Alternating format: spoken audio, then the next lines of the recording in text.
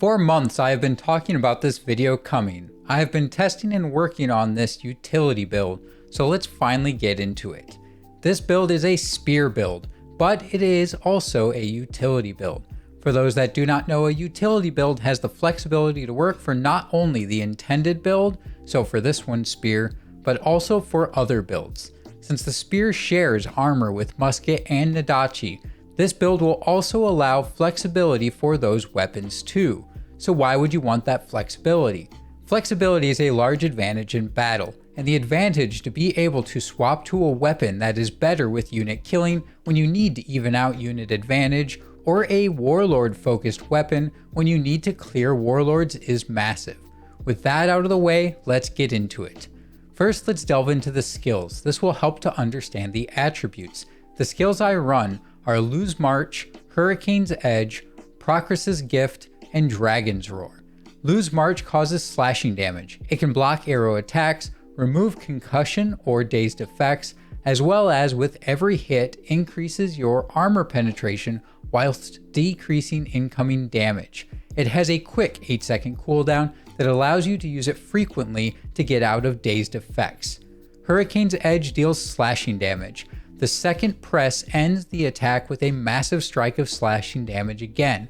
The extra effects are that every time you hit an enemy, it increases your armor and incoming damage is reduced. At 18 seconds, the cooldown is rather long, but it provides a large AoE ability to clear enemy units. The hits also cause a minor stagger, which is great for holding down warlords. If you want your build to be more warlord focused, you can swap Hurricane's Edge for Overhead Strike. Overhead Strike deals slashing damage. It also allows for a follow-up that deals piercing damage. Extra effects are that every hit increases your armor penetration and damage taken is reduced. At stage 3, it has a very short 6-second cooldown. This allows you to spam abilities when you combine it with Lose March. The combination of both Lose March and Overhead Strike giving you decreased damage taken, while at the same time also increasing your penetration, is great for warlord focusing. Procrus's Gift deals piercing damage as you kick your spear at the enemy. This is the only ranged ability that spear has. The extra effect is that it removes dazed effects and reduces the target's block. This is a must run since it gives the spear some range. You can use it to take out enemies that try to escape, or use it to harass enemies at a range. The other great benefit is that it tends to block break units, so you can use it to open a hole in a shield wall to push through. Dragon's Roar deals piercing damage. The extra effect is that every time you hit an enemy, your armor penetration increases and damage taken is reduced. A huge benefit to Dragon's Roar is that it can act as a utility. You can not only use it to close the distance to an enemy, but you can also use it to get away from enemies. Heaven's Fury is the other ultimate ability for Spear. It deals piercing damage. The extra effect is that every time you hit an enemy, your armor increases and incoming damage is reduced. It also removes dazed effects. Heaven's Fury tends to deal more damage than Dragon's Roar, whereas Dragon's Roar has the utility of closing distance. Heaven's Fury is a stand-in-place ability. If you can line it up and keep an enemy in the area of attack, it deals some great damage. This makes it decent for 1v1 situations, but I personally prefer trading a bit of damage for the utility that Dragon's Roar offers. Return of Jangar deals slashing damage. The second press continues the attack with an upward jab that deals piercing damage. That is completed with kicks that are blunt damage. The extra effects are that the target is knocked back and it removes dazed effects. This is also a solid choice to swap out Hurricane's Edge with. My main issue is that the cooldown is 14 seconds versus the 6 of Overhead Strike. It also scales some damage on blunt, which is a dump stat for your equipment. Gungnir's Greeting deals piercing damage. The second press deals slashing damage. The extra effect is that every time you hit an enemy, it increases your armor penetration and damage taken is reduced. This ability I find hard to land on an enemy. It also has a longer cooldown of 15 seconds. For those reasons, I tend to not run it. Getting into attribute points. For the build, I choose to run 16, 43, 13, and 0. Agility is the leading attribute for this build.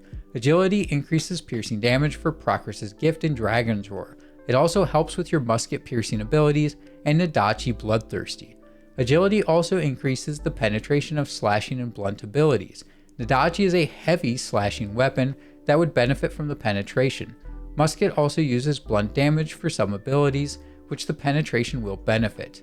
I put 16 in Strength to improve the slashing damage of Blue's March and Hurricane's Edge.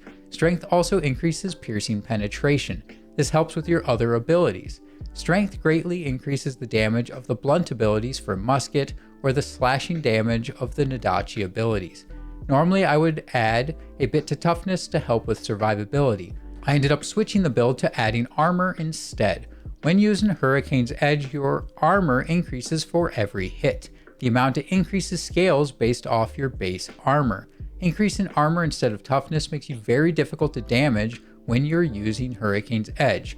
With a cooldown of 18 seconds, I find it is a great trade. As for equipment, the build is based on the Carnifex set. You can also run the Blizzard Soldier set from Thane, but you will end up replacing it once you have better affixes and variants on the Carnifex set.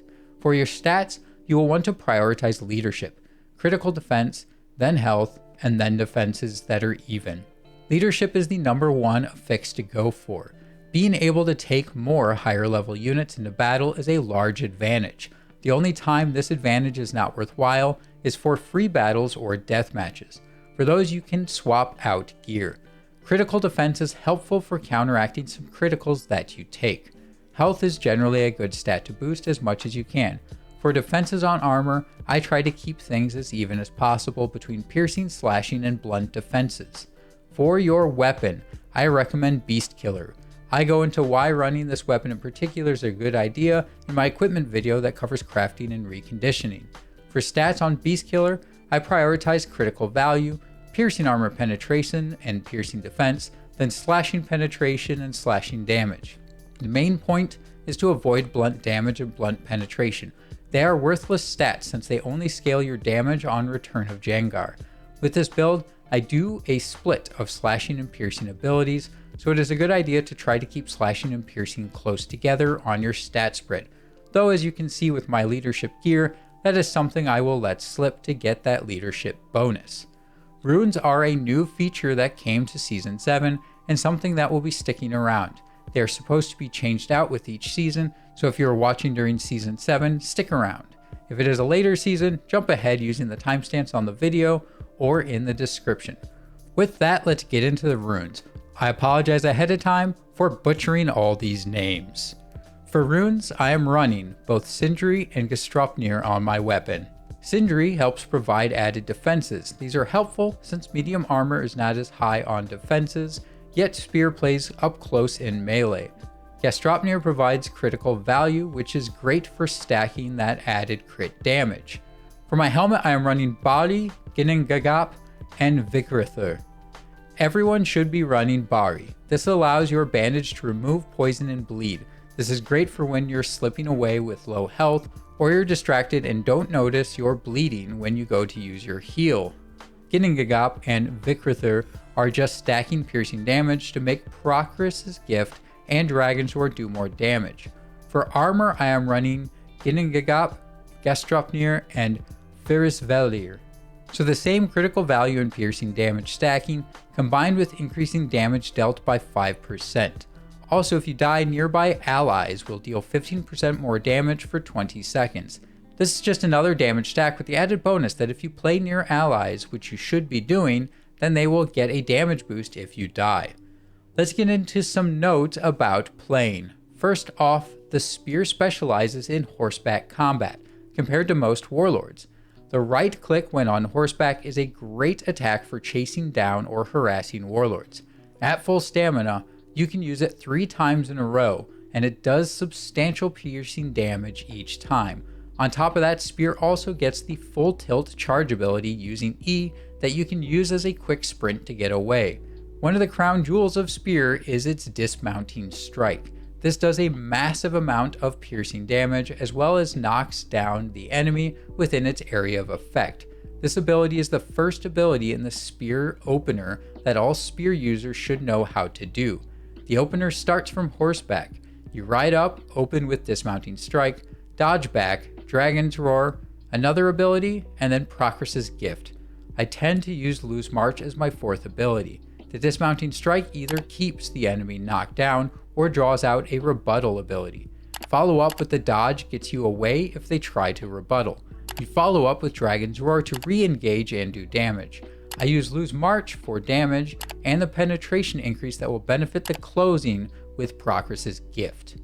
I hope this video helped give you a look into playing not only Spear, but the utility to switch it up in battle. Comment down below any questions you have or ask them in a stream over on my Twitch channel. With that, until next time, I'll see you all on the battlefield.